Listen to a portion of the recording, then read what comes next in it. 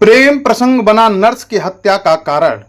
Nurse की हत्या का संत कबीर नगर पुलिस ने 24 घंटे के अंदर किया खुलासा। दूसरे से फोन पर बात करना नहीं था पसंद, घोट कर ले ली जान, फिर कमरे में आकर सो गया, आरोपी का कबूलनामा। जी हां, आपको बताते चले, यूपी के जनपद संत कबीर नगर में आरोपी ने पुलिस से पूछताछ में बताया कि उसके हॉस्पिटल पर ममता चौधरी ग्राम पहुरा थाना पुरानी बस्ती रिसेप्शन पर काम करती थीं। उससे मेरा प्रेम प्रसंग था। पिछले कुछ दिनों से ममता हॉस्पिटल में काम करने वाले एक अन्य कर्मचारी से लगातार फोन पर बात करने लगी थी। कोतवाली खलीलाबाद क्षेत्र के टेमा रहमत में स्थित sons hospital and trauma centre ने निदेशक ने ही नर्स की गला दबाकर हत्या की थी। मामले का खुलासा करते हुए बुधवार को एसपी सत्यजीत गुप्ता ने मामले में प्रेस कॉन्फ्रेंस कर जानकारी दी। दिनांक 8 अप्रैल 2025 को थाना खलीलाबाद पर लगभग प्रातः 8:30 बजे सूचना प्राप्त हुई। यहाँ संस हॉस्पिटल है टेमा रहमत पे। यहाँ पे एक लड़की जिसका नाम ममता चौधरी है, उम्र लगभग 23 साल है। इसकी मृत अवस्था में उसकी बॉडी पड़ी हुई है। तत्काल उस सूचना पे एसएचओ मौके पहुँचे, फिर सीओ पहुँचे, एडिशनल एसपी, मेरे द्वारा भी फिर घटना स्थल का निरीक्षण किया गया। फील्ड यूनिट भी वहाँ पे आई, सारे साथ संकलन किए गए। परिवार वाले बहुत ज़्यादा अग्रेसिव थे। उनके आशंका थी कि जो मृतका है इसके साथ कोई अनहोनी घटना घटित हुई है, इसकी नेचुरल डेथ नहीं है, इसको हत्या इसके साथ कारित की गई है। सूचना पे तत्काल फैमिली को कन्विंस करते हुए बॉडी को पोस्टमार्टम हेतु मॉर्चरी भेजा गया। पोस्टमार्टम में हमने ये इंश्योर किया कि पूरी पोस्टमार्टम की कार्रवाई वीडियोग्राफी के साथ होगी।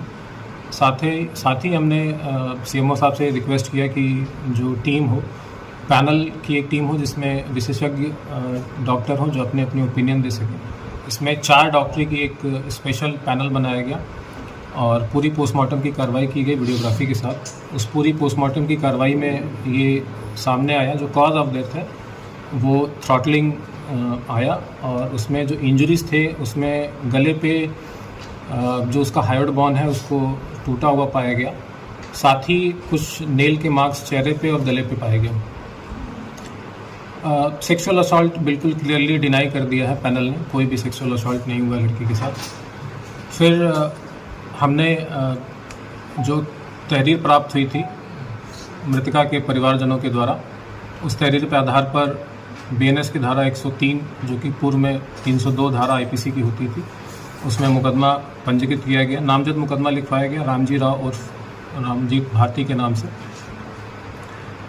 मेन एक्यूज़ को फिर हिरासत में लिया गया। पुलिस ने इनसे डिटेल में इंटरोगेशन किया, उसकी सीडीआर रिपोर्ट निकाली और जो वहाँ हॉस्पिटल पे सीसीटीवी कैमरा था वो सीसीटीवी कैमरा डीवीआर के साथ पूरा उसका एक सेकंड का पूरा वीडियो खंगाला गया।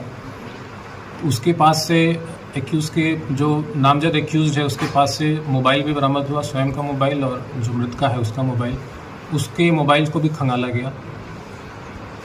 पूरी जांच में ये सामने आया कि जो इनकी आपस में मृतका और जो रामजीत भारती आपस में इनके काफ़ी समय से मधुर संबंध थे। सीडीआर से भी चीज़ें इस्टेब्लिश हुई, आपस में इनकी बात है। इनकी चैट भी हमने प्राप्त की। चैट में भी दिनांक जो मृत्यु का इसका दिनांक है इसमें एक चैट ऐसी मिली जिसमें इनक्रिमिनेटिंग एविडेंसेस थे एक्यूज़ के खिलाफ। इसमें लिखा है कि मार दो मुझे अब। साथ ही जो सीसीटीवी फुटेज हमने वहाँ से बरामद किया उसमें कई जगह पे छेड़खानी हमको मिली। कई उसमें मिसिंग सीसीटीवी फुटेजेस के 1-1, 2-2 मिनट के उसमें लिंकेज मिले। मॉर्निंग के समय 7:03 से लेकर 7:23 तक पूरा 20 मिनट का जो अंतराल होता है वो पूरा सीसीटीवी फुटेज का गायब मिला। जो एक्यूज़ का मोबाइल था उसमें से कई मैसेजेस पूरे तरीके से डिलीट पाए गए। तो ये सारे चीज़ें बहुत ही ज़्यादा इंक्रिमिनेटिंग थी एक्यूज़ के खिलाफ। फिर एक्यूज़ से भी इसके संबंध में जब गहनता से पूछताछ की गई, एक्यूज़ ने अपनी पूरी घटना कैसे उसने कारित की उसने बताया कि दिनांक 7 अप्रैल यानी घटना की पूर्व रात्रि में लगभग 8 से 9 के बीच में इसके बीच में और मृतका के बीच में अल्टरकेशन हुए थे छत के ऊपर। लगभग 16 से 17 मिनट तक ये लोग छत पे रहे।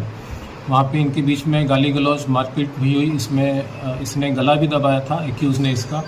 फिर हॉस्पिटल की एक स्टाफ है फातिमा, वो बीच में आ गई, तो उसने फिर वो घटना जो उनके बीच में हो रही थी वो बीच में रुक गई। फिर तीनों फिर छत से उतर गए। उसके बाद घटना का इसने बताया कि मॉर्निंग 7 o'clock इसने पूरे प्लान तरीके से जो CCTV वहाँ पे मौजूद है, पहले उसने उसको बंद किया। फिर उसके जहाँ मृतका सो रही थी उसके कमरे में गया, उसमें इसकी घटना कारित की। घटना कारित करने के बाद बाहर निकला और चूँकि जो दरवाज़ा है वो हार्डली 6 फीट का है, इसने फिर उचक के उसको बाहर से ही दरवाज़ा बंद कर दिया और फिर वापस आके अपने जगह पे सो गया। तो ये पूरा एक प्लान तरीके से इसने घटना कारित की है। अभी इसमें जो एक्यूज़ के और जो मृतका के मोबाइल एक्यूज़ के पास से बरामद हुए हैं, इसमें कई एविडेंसेस मिसिंग हैं, कई मैसेजेस डिलीट कर दिए हैं, कई चीज़ें उसमें से डिलीट पाई गई हैं। इसको फॉरेंसिक लैब हम भेज रहे हैं। फॉरेंसिक लैब से जब चीज़ें रिकवर होंगी तो और भी इसमें एविडेंसेस इस्टेब्लिश होंगे। इस घटना में अभी और भी अगर कोई लोग शामिल होंगे तो वो उस मोबाइल का जो एविडेंस है वो बहुत क्रूशियल होगा। वो इसको क्लैरिटी को पुलिस के सामने, विवेचक के सामने लाएगा।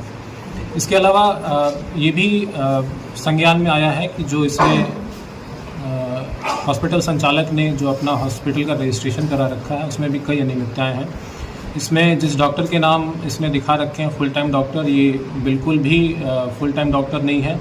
इसने स्वयं स्वीकार किया है कि महीने में कभी एक बार आते हैं। साथ ही जो उसमें फार्मेसी के जो उसने स्टाफ दिखा रखे हैं, उस फार्मेसी के कोई भी स्टाफ वहाँ पे मौजूद नहीं मिला। इनफैक्ट जितने भी स्टाफ मिले उसमें से किसी का भी नाम इसमें रजिस्ट्रेशन में नहीं था।